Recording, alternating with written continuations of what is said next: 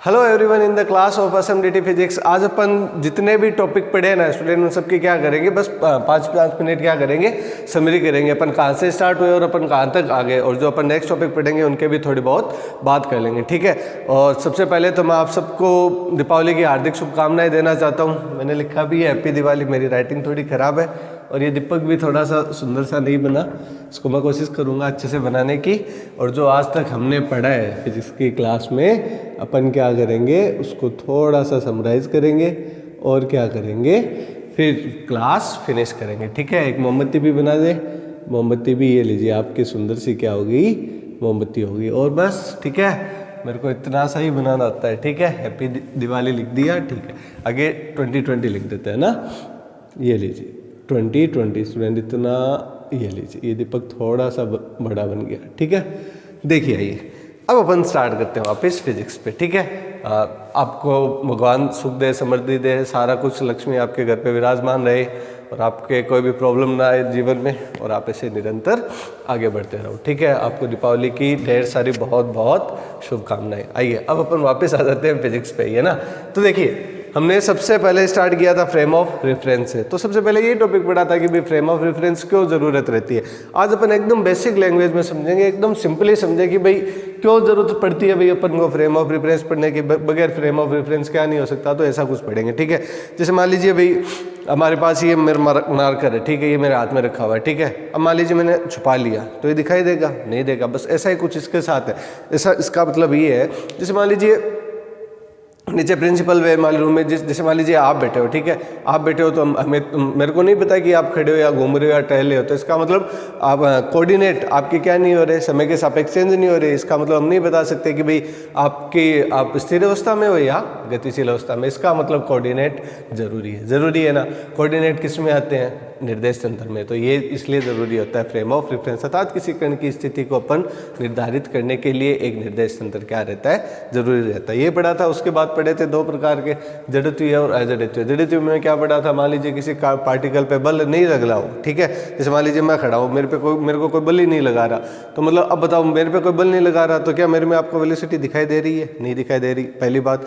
दूसरी बात मेरे बाह्य बल 0 है, ठीक है। उस कंडीशन में यदि आपको कण की गति क्या दिखाई दे, त्वरण रहित दिखाई दे, तो क्या हो जाएगा, इनर्शियल फ्रेम ऑफ रेफरेंस हो जाएगा। देखिए स्टूडेंट, अपन बात करें फ्रेम ऑफ रेफरेंस में, और फ्रेम ऑफ रेफरेंस का मतलब दो प्रकार से है।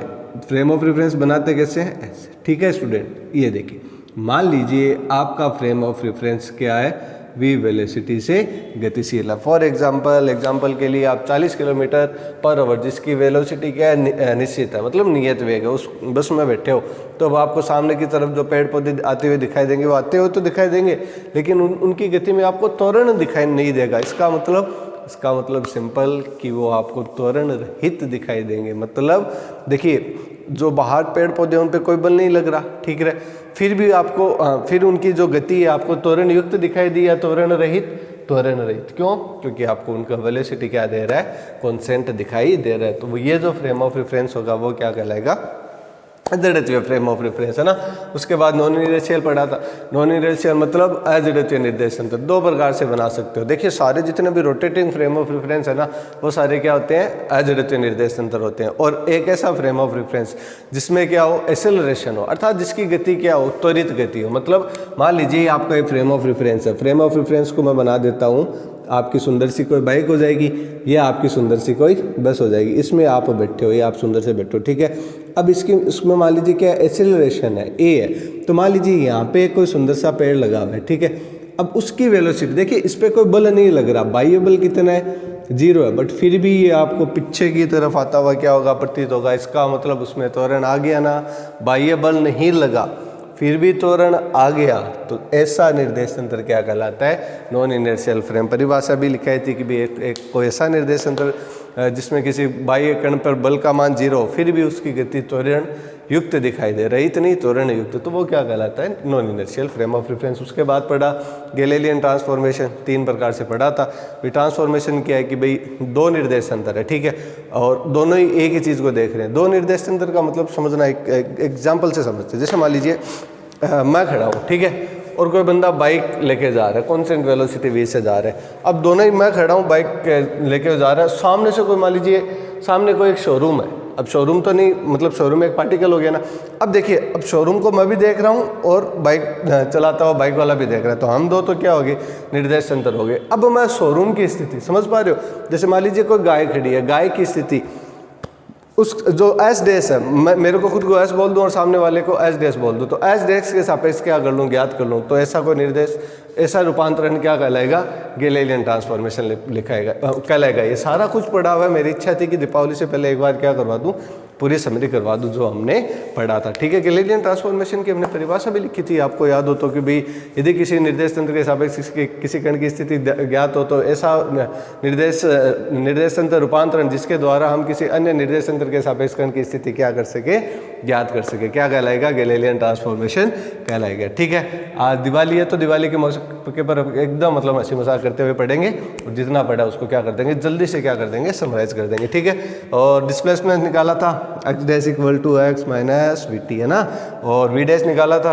अब ये बस देखना था कि सर यहाँ पे कैपिटल V क्या है, हम भूल गए, अब इतना याद थोड़ी ना रहता है ना। तो कैपिटल V क्या था, याद करो, दो निर्देश तंत्र माने थे, आपको पता हो तो। देखिए स्टूडेंट, दो निर्देश तंत्र माने थे। जो ये दूसरा वाला है ना, बाइक वाला, उसकी हमारे सापेक्ष क्या थी, वेलोसिटी कॉन्स्टेंट, ये थी कैपिटल V। यहाँ पे कोई पार्टिकल था, एक स्मॉल v लिया था, एक v डैश लिया था। स्मॉल v मतलब s के सापेक्ष, ये s, और v डैश किसके, x डैश के सापेक्ष। यही तो कुछ था सारा। v डैश is equal to small v, sorry v equals to v small v minus v dash, और फोर्स निकाल लिया था, दोनों में फोर्स बराबर लग रहे थे। फिर हमने पढ़ा था कंजर्वेशन ऑफ एनर्जी, दो प्रकार से पढ़ा था, लॉ ऑफ कंजर्वेशन, है ना, अर्थात संरक्षण का सिद्धांत, दो प्रकार से। पहले तो पढ़ा था संवेग संरक्षण, दूसरा पढ़ा था ऊर्जा संरक्षण। आपको याद हो तो संवेग संरक्षण कैसे पढ़ा था, संवेग संरक्षण में हमने बोला था कि जैसे मान लीजिए आपने संवेग तो लिया कौन सा, एस डैश का, और वो प्रूफ किस में हो गया, एस डैश में हो गया, सॉरी आपने संवेग लिया एस में और प्रूफ किस में हो गया, एस डैश में। तो अपन कह सकते हैं कि जितना संवेग एस में है उतना ही संवेग किस में रहेगा, एस डैश में रहेगा। दैट्स मीन्स अपन कह सकते हैं कि दोनों निर्देश तंत्रों में जो संवेग है वो क्या रहेगा, समान रहेगा। तब अपन यह कह सकते हैं कि संवेग संरक्षण क्या होगा, अप्लाई होगा। देखिए अपन एम डैश यू डैश का मतलब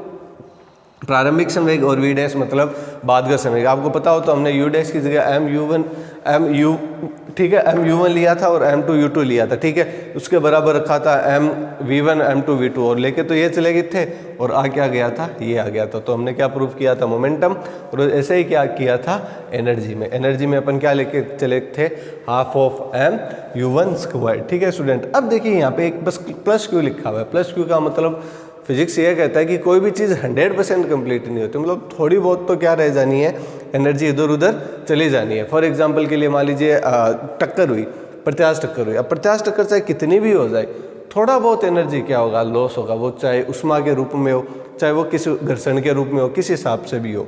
तो ये अपन ने लिख दिया प्लस क्यू। ठीक है, उसके बाद हमने पढ़े थे शूडो फोर्स। शूडो मतलब छद्म बल, याद हो लिफ्ट वाली केस है ना, लिफ्ट वाले केस में अपन ने पहले ही शूडो फोर्स में ये पढ़ा था कि ये लगते तो त्वरित गति के कारण है। भाई जो आपका निर्देश तंत्र है, जैसे लिफ्ट वाला एग्जांपल याद हो है ना, लिफ्ट जब ऊपर जाती है तो अपन को भारी महसूस होता है, नीचे आती है तो हल्का महसूस होता है। ये सारे कुछ टॉपिक पढ़े थे ना, किसमें, शूडो फोर्स में। अब शूडो फोर्स की डायरेक्शन कैसे लिए थे कि जो आपका निर्देश तंत्र गति कर रहा है उसके जस्ट अपोजिट, यदि बताओ लिफ्ट ऊपर की तरफ जा रही है तो शूडो फोर्स नीचे की तरफ लगेगा, और नीचे की तरफ ही क्या लगता है, ग्रेविटेशन फोर्स लगता है। तो आपको भारी महसूस होगा या हल्का महसूस होगा। फॉर एग्जांपल शूडो फोर्स पढ़ रहे हैं, पढ़ तो लिया है सारा। जैसे मान लीजिए आप सुंदर से हो, ठीक है, आपका नाम अमित, संदीप, मोंटी या कोई भी है। ठीक है, ये संदीप खड़ा है। अब संदीप की जो लिफ्ट है वो ऊपर की तरफ जा रही है। ठीक है, मतलब एफ एक्सेलरेशन से मान लीजिए। ठीक है, तो देखिए इस पे जो छद्म बल लगेगा, शूडो फोर्स लगेगा, वो नीचे की तरफ लगेगा। ठीक है, और जी भी नीचे की तरफ लग रहा है, इसका मतलब एम जी प्लस समथिंग, इसका मतलब जो इस पे अब भार क्या हो जाएगा, बढ़ जाएगा। क्यों, क्योंकि एक एक्स्ट्रा बल उसको किस तरफ खींचेगा, नीचे की तरफ खींचेगा। और जस्ट अपोजिट कब हो जाएगा, जस्ट अपोजिट हो जाएगा जब हमारी लिफ्ट क्या होगी, नीचे की तरफ जाएगी। जब लिफ्ट नीचे की तरफ जाएगी तब उनको हल्का महसूस होगा। कैसे हल्का महसूस होगा स्टूडेंट, क्योंकि जब नीचे की तरफ जाएगी तो शूडो फोर्स मोशन के अपोजिट लगता है। मोशन के अपोजिट का मतलब क्या हो गया, मोशन के अपोजिट ये हो गया। अब जो शूडो फोर्स लगेगा वो ऊपर की तरफ लगेगा। दैट मीन्स यहाँ पे वापस समझते हैं। देखिए सूडो फोर्स बहुत शानदार टॉपिक, पढ़ने में भी मज़ा आता है बहुत बार। देखिए ये बहुत बार ऐसे अपन महसूस भी करते हैं लेकिन उनका रीज़न ही निकाल पाते। जैसे मान लीजिए एक बार वापस बता रहा हूँ, जब लिफ्ट नीचे की तरफ आती, लिफ्ट आ रही है नीचे की तरफ, ये लीजिए लिफ्ट आ रही है नीचे की तरफ और ये सर आराम से खड़े हैं, ये लीजिए आराम से खड़े हैं, ये मतलब ऐसे ही कुछ आराम से खड़े हैं, ठीक है। एक हाथ में मार्कर है, एक हाथ में मार्कर का ढक्कन है, ठीक है। ओके सर, आइए आराम से खड़े और इनकी लिफ्ट, सुंदर सी लिफ्ट नीचे की तरफ आ रही है और उनका आइसोलेशन कितना है, एफ, ये जब एफ ए है, ठीक है। अच्छा अब एक बात बताओ, नीचे की तरफ आ रही है तो एसिलेशन है सर का कुछ द्रव्यमान होगा, एम से मल्टीप्लाई करवा दीजिए, ठीक है। ओके अब बताइए ग्रेविटेशन किस तरफ लगता है, एफ बराबर एम जी, नीचे की तरफ, तो सूडो फोर्स कितना लगेगा ऊपर की तरफ, तो रिजल्टेंट जो फोर्स होगा वो कितना होगा, रिजल्टेंट जो फोर्स होगा वो कितना होगा, एम जी। एम जी तो कौन सा होता है, रियल, जो किताब में एफ आर लिखा हुआ है, ठीक है, समझ पा रहे हो, plus F A, F A मतलब जो एसिलेशन की वजह से जो लग रहा है, ठीक है। एसिलेशन मतलब नीचे की तरफ त्वरित गति की वजह से जो लग रहा है, तो मतलब जब नीचे की तरफ जा रही होगी तब जो फोर्स लगेगा वो क्या लगेगा, ऊपर की तरफ लगेगा, ऊपर की तरफ लगेगा तो जी के अपोजिट डायरेक्शन होगी, जी के अपोजिट डायरेक्शन होगी तो क्या हो गया, माइनस आ गया, माइनस आ गया तो कितना लगेगा, जितना इसमें एसिलेशन है तो यहाँ पे कितना हो जाएगा, एम ए कम हो जाएगा, तो ये क्या आ जाएगा, कोई नया फोर्स से आ जाएगा, कोई नया मतलब कोई नई वैल्यू आ जाएगी, ठीक है।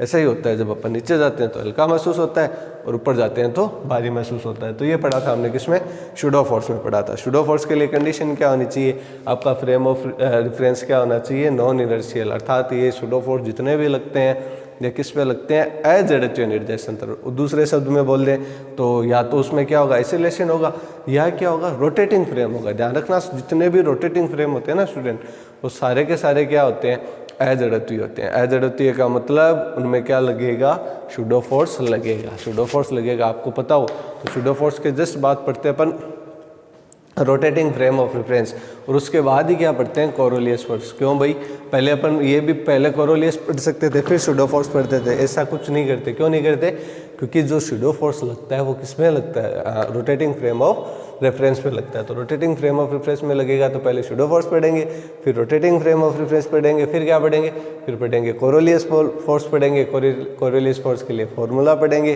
कोरोलियस फोर्स के फॉर्मूले के बाद अपन क्या करेंगे, कुछ उसके रिजल्ट डिस्कस करेंगे और फिर क्या करेंगे, अपन कंडीशन देखेंगे। और ये सारा कुछ हमने कर रखा है, ठीक है, सारा कुछ हमने पढ़ रखा है। तो आइए वापस थोड़ा चलते हैं यहाँ पे, rotating frame of reference. Rotating frame of reference समझिए यहाँ पे केवल, जैसे मान लीजिए ये सुंदर सा रोटेटिंग, ये फ्रेम ऑफ रेफरेंस है, ये रोटेटिंग नहीं है, बस ये फ्रेम ऑफ रेफरेंस है, ठीक है। इसके सापेक्ष कोई दूसरा, जैसे मान लीजिए यहाँ पे, अब ये क्या कर रहा है, पहले तो इसके संपाती है, मतलब इसके ऊपर ही था, फिर ये ओमेगा कांस्टेंट वेलोसिटी से क्या कर रहा है, रोटेटिंग कर रहा है। तो अब इस रोटेटिंग करते हुए फ्रेम पे यदि कोई बंदा बैठा है ना, तो वो कौन से फ्रेम ऑफ रेफरेंस में आ गया, नॉन इनर्शियल में, और नॉन इनर्शियल में आ गया तो उस पर क्या लगेगा, सूडो फोर्स लगेगा। और हमने यह देखा भी था कि जब अपन केवल रोटेटिंग फ्रेम ऑफ रेफरेंस लेके जाते हैं ना, तो एक नई टर्म आ गई थी, कौन सी, -2m ओमेगा क्रॉस v, एक और आई थी जिसको हमने अपकेंद्रीय बल भी बोला था, ठीक है। लेकिन अपन को बात केवल कोरोलियस फोर्स पे करनी है तो अपन उस टर्म को डिस्कस से नहीं करेंगे, अपन केवल और केवल यहीं पे इतने टर्म डिस्कस करेंगे, -2m ओमेगा क्रॉस v, ठीक है। तो ये कहलाता है हमारे पास क्या, कोरोलियस फोर्स। अब कोरोलियस फोर्स से होता क्या है सर, भी ठीक है, आपने फॉर्मूले तो अपन डेराइव कर लिए, लेकिन इसको अपन देख कहाँ पे सकते हैं, तो देखना दो प्रकार से देखा था। एक तो चक्रवात का देखा था, जो साइक्लोन आता है, ठीक है, एक देखा था नदियों का कटाव का। तो साइक्लोन कैसे बनता है कि भाई जो कोरोलियस फोर्स उत्तरी गोलार्ध में दाहिनी तरफ और दक्षिणी गोलार्ध में बाईं तरफ, पता है आपको, थोड़ा बहुत क्लास याद हो तो, उत्तरी गोलार्ध, दो प्रकार के गोलार्ध होते हैं हमारे, एक तो हम रहते हैं उत्तरी, एक रहते हैं अपन दक्षिणी गोलार्ध में, ठीक है। तो जैसे मान लीजिए यहाँ से हवाएं चलनी स्टार्ट हुई, ठीक है, तो दक्षिणी गोलार्ध में बाईं तरफ लगेगा तो मतलब नीचे की तरफ धकेलेगा, और उत्तरी गोलार्ध में दाईं तरफ लगेगा तो ऊपर की तरफ। तो ये एक प्रकार से क्या हो जाएगा, घूर्णन हो जाएगा, ठीक है। घूर्णन हो जाएगा तो क्या बन जाएगा, यहाँ पर चक्रवात का क्या हो जाएगा, निर्माण हो जाएगा। मतलब हवाएं आराम से चल रही थी, कोई दिक्कत नहीं थी। अब जैसे मान लीजिए मार्कर है, अब इसको घुमाना है, बताओ क्या करना पड़ेगा, आप खुद बताओ। यदि मार्कर को घुमाना है तो क्या करना पड़ेगा, एक फोर्स इस तरफ से लगा दो, दूसरा इस तरफ से लगा दो, तो क्या होने लगेगा, रोटेशन। ऐसे समझिए, जैसे मान लीजिए आपको घुमाना है तो एक ऊपर की तरफ, एक नीचे की तरफ। अब ये क्या करेगा, रोटेटिंग करेगा ना। बस ये किस प्रकार से होता है, दो प्रकार के गोलार्ध होते हैं, उत्तरी और दक्षिणी। उत्तरी गोलार्ध में दाईं तरफ और दक्षिणी गोलार्ध में बाईं तरफ, ऐसे लगेगा तो क्या हो जाएगी, रोटेशन स्टार्ट हो जाएगा। ठीक है, तो ये पढ़ा था। फिर हमने कैसे चक्रवात आते हैं, कैसे नदियों का कटाव होता है। नदियों का कटाव बहुत सिंपली पढ़ा था हमने, एकदम सिंपली पढ़ा था कि जैसे मान लीजिए उत्तरी गोलार्ध में कोई नदी बह रही है सुंदर सी, ठीक है, ये मान लीजिए, और यहाँ पे आपकी बिल्डिंग बनी हुई है और यहाँ पे नदी का क्या है, तट है, नदी का तट है। बताओ उत्तरी गोलार्ध में क्या होगा, जो कोरोलियस फोर्स लगता है वो दाईं तरफ लगता है। अब दाईं तरफ ऊपर की तरफ हो जाएगा, तो मैं आपके मकान ऊपर की तरफ बना देता हूँ ताकि आप समझ पाओ। ठीक है, जैसे मान लीजिए ये नदियाँ बह रही है, ये आपका सुंदर सा घर हो गया, ये घर के सामने की ज़मीन होगी। तो उत्तरी गोलार्ध में नदी बही तो क्या होगा, इस तरफ फोर्स लगेगा तो नदियाँ इस तरफ आनी शुरू होगी, इस तरफ आएगी तो जो भूमि है उसका क्या करती चलेगी, कटाव करती चलेगी। फिर हमने पढ़ा था, फिर तो हमने बहुत शानदार तरीके से 2 टॉपिक पढ़े थे। पहला क्या था, जब अपन किसी पार्टिकल को ऊपर की तरफ फेंकते हैं ना, किसी मतलब पृथ्वी के सापेक्ष किसी कण को ऊपर की तरफ, उग्रत करके ऐसा कुछ लिखा था ना हमने। जब किसी पार्टिकल को एक तो लिखा था ऊपर से, सॉरी पहले तो ये था कि एक पार्टिकल को ऊपर से छोड़ना है, ठीक है। फिर केस किया था एक पार्टिकल को ऊपर की तरफ फेंकना है, ठीक है, एक पार्टिकल को ऊपर की तरफ फेंकना है, ठीक है। तो देखिए जब हमने ऊपर की तरफ से छोड़ा था तो हमने यह महसूस किया था कि हाँ वह सीधा ना गिर के क्या होता है, थोड़ा सा डिस्प्लेस हो जाता है। क्यों होता है, कैसे इक्वेशन बनती है, कितने टाइम पे होगा, कैसे होगा, वो सारा कुछ डिस्कस किया था। फिर एक दूसरा टॉपिक डिस्कस किया था जिसमें हमने किसी पार्टिकल को ऊपर की तरफ फेंका था। तो ऊपर की तरफ फेंका था तो ऊपर की तरफ फेंकते टाइम थोड़ा डिस्प्लेस होगा, फिर नीचे आते टाइम और डिस्प्लेस होगा, तो उसका मोशन इस हिसाब से रह जाएगा। और जो एक्स रेस की वैल्यू वगैरह वो हमने सारा कुछ फाइंड आउट कर रखा था, ठीक है स्टूडेंट। तो ये था आज तक की पढ़ाई हमारी, ठीक है। अब जो अपन पढ़ेंगे उसका नाम क्या होगा, अपेक्षिकता का सिद्धांत। अपेक्षिकता के सिद्धांत भी 2 है, एक तो सामान्य अपेक्षिकता का सिद्धांत है और एक विशिष्ट अपेक्षिकता का सिद्धांत है, जो कि अपन दीपावली के बाद पढ़ेंगे। तो अगेन बहुत बहुत दीपावली की आपको शुभकामनाएं, आपको और आपके परिवार को सारे स्वस्थ रहे, सारे पढ़ते रहें, सारे तो नहीं मतलब जो स्टूडेंट है मतलब सारे स्वस्थ रहे, और भगवान से आपके लंबी उम्र के लिए अपन क्या करते हैं, हम प्रार्थना करते हैं। Thanks for this video watching. इस वीडियो से रिलेटिव कोई डाउट्स क्यूरीज हो तो आप क्या कर सकते हो, SMDT का जो ग्रुप बना हुआ है उसमें आप पूछ सकते हो। Thanks for this video watching. Again सारे स्टूडेंट को happy Diwali 2020। Thank you student.